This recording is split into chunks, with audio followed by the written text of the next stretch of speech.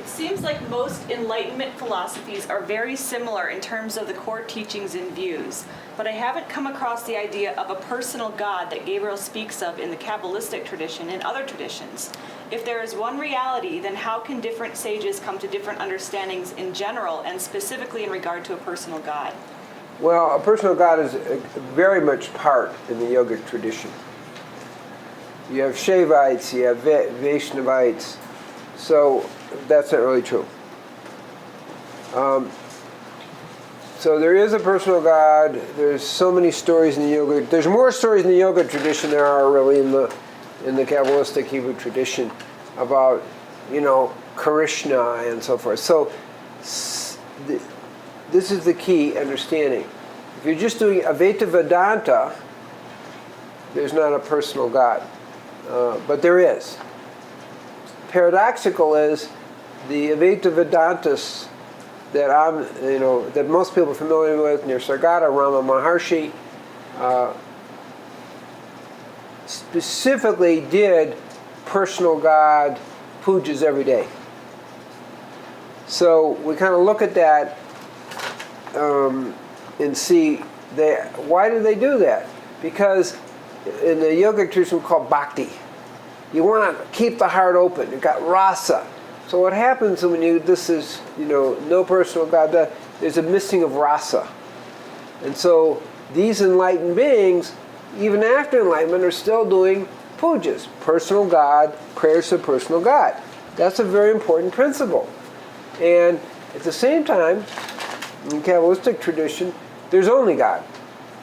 But at the same time, there's a play of the personal God. So it is a concept that God is always intervening in our lives. Now, there's a story, just to make the point, and there's a yoga story, making the point further. There was a guy working Advaita Vedanta, non-dual philosophy, and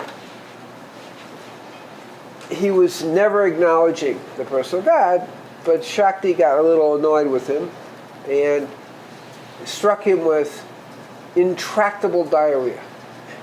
That's a big deal. India, it's a big deal. He was so miserable.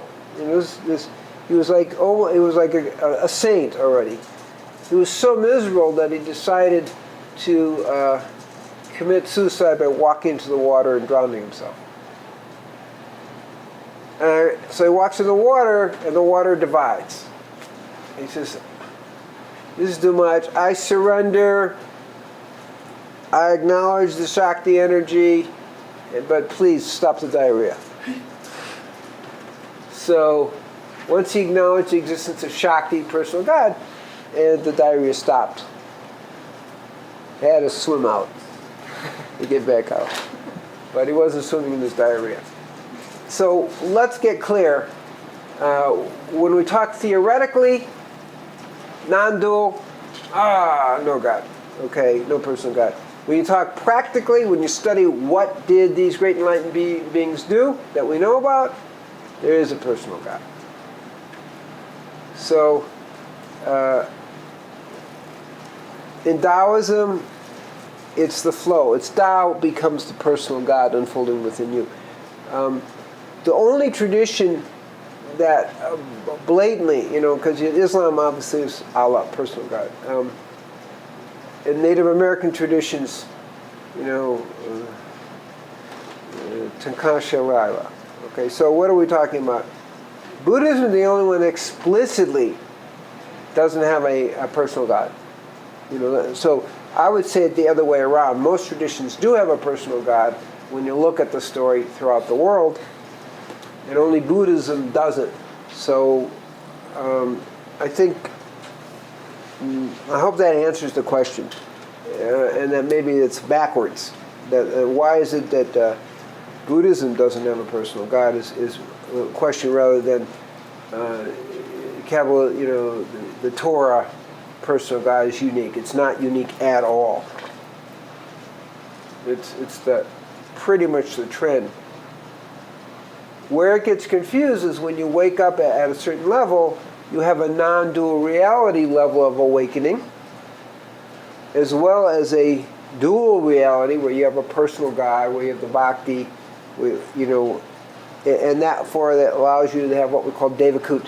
You have the love of God, and you move into the non-person, and non-dual is not the end of the road either, because that's still a mental thing. Then you go into nothing, which is prior to non-dualism. So prior to oneness. So there are many levels of the realization. All the great paths ultimately will talk about. The Sufi is the same thing.